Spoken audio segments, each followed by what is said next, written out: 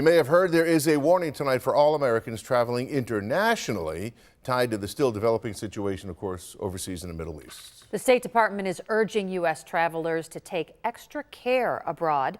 2 on your side's Rob Hackford joins us now with more on that order and some tips from a local expert. Hi, Rob. Yeah, hi, Scott and Mary Alice. I spoke with the AAA this afternoon, and while they say there are not a lot of Western New Yorkers traveling to the areas most affected by this alert, Jerusalem, Israel, they have had a few people impacted. The worldwide alert advises travelers to exercise increased caution when abroad. The State Department cites those increased tensions in the Israel-Hamas war, the potential for terrorist attacks, and demonstrations or violent actions targeting Americans. Now, these alerts inform the advice given by AAA agents, but ultimately the final decision is left to the traveler. Manager Christine Rendisi told me after the fighting in the Middle East started, they have had to help a few people get home or others rebook for trips down the line. We did have a group of 4 girls that were in Israel that had been in contact with their agent, but they are safely on their return home.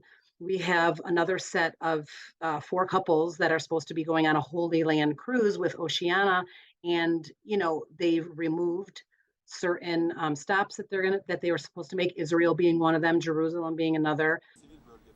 Now, regardless of when you go abroad, but especially now, Rendisi recommended signing up for the State Department's STEP, or Smart Traveler Enrollment Program, which notifies authorities of your location, lets you know where the nearest U.S. embassy or consulate is, and provides updates about these travel alerts in real time.